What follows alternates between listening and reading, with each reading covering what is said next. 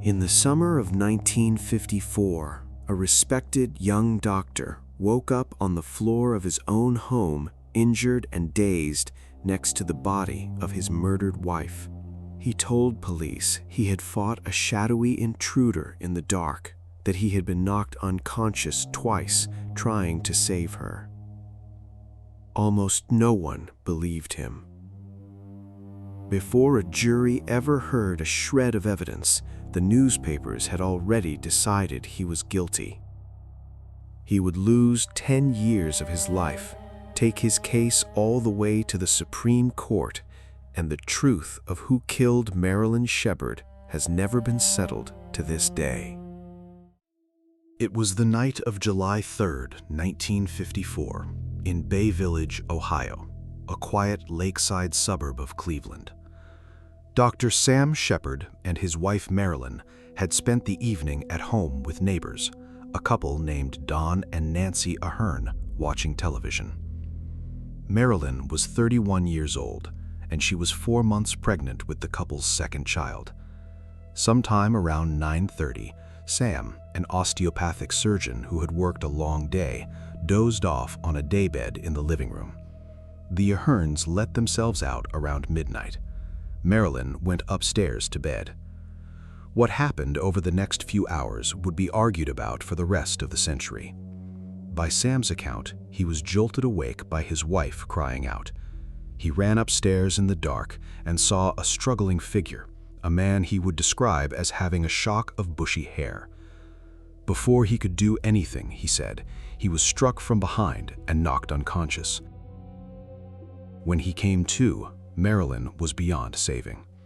He said he heard a noise downstairs, chased the figure out toward the lake, grappled with him on the beach, and was knocked out a second time.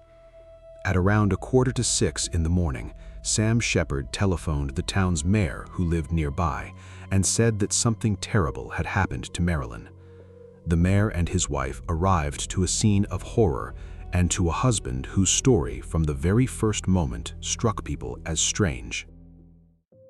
To understand why this case gripped the entire country, you have to understand who the Sheppards were.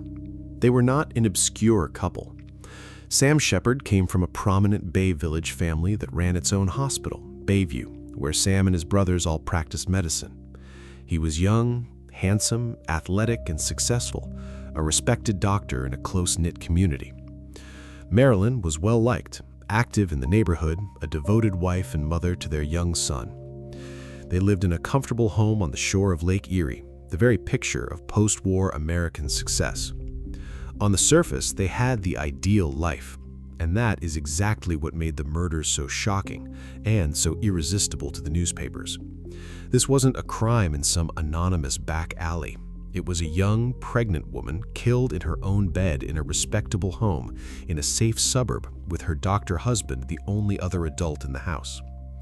From the moment the story broke, it had everything the press could want: wealth, respectability, a hint of scandal, and a mystery at the center. And the local newspapers were about to do something that would change American law forever. They were going to try Sam Sheppard themselves in print, long before he ever set foot in a courtroom. From almost the first hours, the investigation focused on one suspect: the husband. To the officials who arrived that morning, especially the county coroner, Samuel Gerber, who would become one of Sam's fiercest accusers, the doctor's story simply did not add up. How could an intruder kill Marilyn so violently, yet leave Sam with relatively minor injuries? Why was so little of value taken? Why did parts of the house seem staged? Investigators came to believe the burglary was faked, and that the real story was closer to home. And then came the detail that turned public suspicion into public certainty. It emerged that Sam Sheppard had been having an affair with a young woman named Susan Hayes. Suddenly, the newspapers had a motive, the oldest one there is. It is worth being careful here. An affair is not a murder. And infidelity is not evidence of violence. Plenty of marriages contain secrets without ending in blood. But in the court of public opinion in 1954, the revelation was devastating. The grieving husband became, overnight, the cheating husband, and in the eyes of a scandalized public, the guilty one. The presumption of innocence, the idea that the state must prove its case, was quietly trampled in the rush to judgment. And leading that rush were the newspapers. What happened in the Cleveland press in the weeks after the murder became a textbook example, literally, of how media can poison a trial. The newspapers didn't just report on the case, they campaigned. Front-page editorials demanded to know why Sam Sheppard hadn't been arrested yet. Screaming coverage laid out theories, published damaging claims, and treated rumor as fact, all before a jury was ever seated.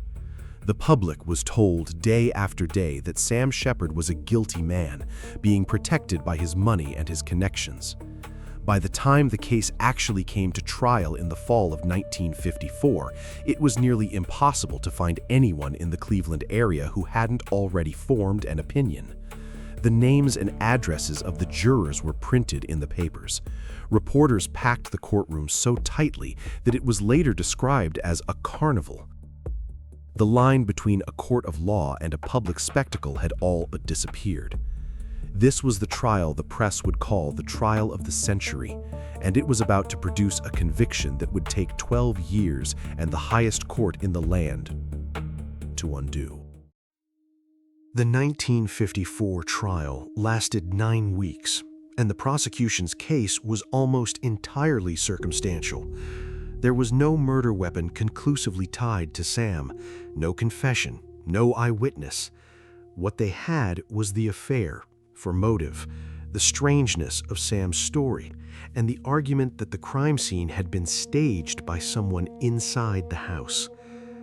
The defense insisted that an intruder was real, that Sam's injuries and details at the scene were consistent with his account of a violent struggle. But against the tide of public feeling, it was not enough. On December 21, 1954, the jury found Sam Sheppard guilty of second-degree murder. He was sentenced to life in prison. The verdict devastated the family, and the tragedy kept spreading. Within weeks, Sam's mother died by suicide.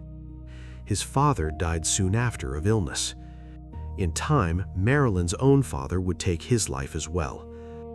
The murder had destroyed far more than 2 lives. Sam Sheppard, still insisting he was innocent, was locked away, and for most of the country, that was the end of the story. The doctor did it, and justice was served. But a small number of people looked closely at the case and saw something that troubled them deeply. Not proof of guilt, but a man who may have been convicted by headlines rather than by evidence. For nearly a decade, Sam Sheppard sat in an Ohio prison while his appeals failed, one after another. It looked like he would spend the rest of his life there. But slowly, the tide began to turn. In 1961, a Chicago journalist named Paul Holmes published a book arguing in a major way for the first time that Sheppard had been wrongfully convicted, that the trial had been fatally corrupted by the press. The book put the case back in the public eye, and it drew the attention of a young, aggressive attorney who would become one of the most famous defense lawyers in America, F. Lee Bailey. Bailey took up Sheppard's cause and attacked the conviction from every angle. There was the physical evidence that had never quite fit, a dented flashlight found in the lake that didn't match the official theory. And crucially, there was the work of a criminologist named Paul Kirk, who had analyzed the blood at the scene and concluded that a large blood stain in the bedroom came from neither Sam nor Marilyn, pointing to the presence of a third person, exactly as Sam had always claimed. It suggested that an intruder was real. And Bailey took the biggest argument of all, that Sam Sheppard had never received a fair trial, all the way to the Supreme Court of the United States.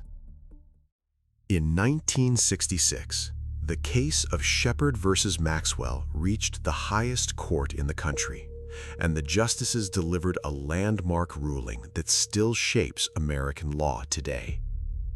The Supreme Court found that Sam Sheppard had been denied a fair trial, that the trial judge had failed to protect the proceedings from the massive, prejudicial publicity that had surrounded them. The carnival atmosphere, the court said, had made an impartial verdict impossible. It was a stunning vindication, not necessarily of Sam's innocence, but of the principle that even an unpopular defendant is entitled to a trial by a fair jury and not by a mob of newspapers. The ruling set new expectations for how courts must shield trials from media influence, sequestering juries, controlling the courtroom, moving a trial to another city when necessary. Judges still cite Sheppard versus Maxwell to this day whenever a high-profile case threatens to become a spectacle. The conviction was overturned, and for the first time in 12 years, the question of what really happened to Marilyn Sheppard was open again, because the state of Ohio decided to try Sam Sheppard a second time. The second trial, in the autumn of 1966, was a very different affair from the first. This time, there was no carnival. F. Lee Bailey mounted an aggressive defense, hammering the weaknesses in the state's evidence and presenting the forensic case for an intruder. And this time, the jury saw it differently. After deliberating for less than 12 hours, they acquitted Sam Sheppard. After nearly 10 years in prison for a murder he always swore he did not commit, the doctor walked out of the Cuyahoga County Courthouse a free man. But freedom could not give him back what he had lost. The years in prison, the destruction of his family, the death of his wife, and the collapse of his reputation had left deep wounds. Sam Sheppard tried to rebuild his life, but he struggled with his health, with money, and with alcohol. He remarried and briefly took up an improbable career as a professional wrestler. And just 4 years after his acquittal, in 1970, Sam Sheppard died at the age of 46, a broken man. He had won his freedom, but he never got the one thing he wanted most: for the world to believe him. The story might have ended there, a tragic figure, freed but ruined, dead too young. But Sam Sheppard had a son, Sam Reese Sheppard, who had been just 7 years old when his mother was killed and his father was taken away. As an adult, that son devoted years of his life to a single mission: to prove once and for all that his father was innocent and to find out who really killed his mother. In the 1990s, he pushed the case back into the spotlight. He co-authored a book making the argument for his father's innocence and pointing toward another suspect. He had his father's body exhumed for DNA testing that had not been possible in the 1950s. And in the year 2000, he brought a civil lawsuit against the state of Ohio, formally asking a court to declare that his father had been wrongfully imprisoned. It was, in effect, a third Sheppard trial, one last attempt to settle the question the first two never could. And at the center of it was a name that had shadowed the case for decades, a man who had been inside the Sheppard home in the days before the murder. That name was Richard Eberling. Eberling was a window washer who had done work at the Sheppard home around the time of the murder. Early in the investigation, he had been questioned and then dismissed as a suspect. But over the following decades, suspicion around him grew, and it grew dark. In 1989, Eberling was convicted of the murder of an elderly woman whose estate he had been managing, a killing with unsettling echoes. Reports surfaced that he had confessed to a nurse and to fellow inmates that he was the one who killed Marilyn Sheppard. And when DNA testing was finally done on the blood from the crime scene, the results were consistent with Eberling's blood type, while excluding Sam Sheppard as the source. To the Sheppard family, this was the answer they had waited half a century for. But it is crucial to be precise about what the evidence does and does not show. Eberling always denied killing Marilyn. The alleged confessions came secondhand, and some prosecutors questioned how reliable they were. And while the DNA excluded Sam and was consistent with Eberling, it could not prove that Eberling and only Eberling was the source. He died in prison in 1998, never charged with Marilyn's murder, taking whatever he truly knew with him. He is a compelling suspect. He is not a proven one. And so, after 2 criminal trials, a Supreme Court decision, a civil suit, DNA testing, and nearly half a century of investigation, the murder of Marilyn Sheppard remains officially unsolved. In that civil trial in the year 2000, the jury did not rule in the family's favor. They declined to declare Sam Sheppard wrongfully imprisoned, leaving even his exoneration formally unsettled.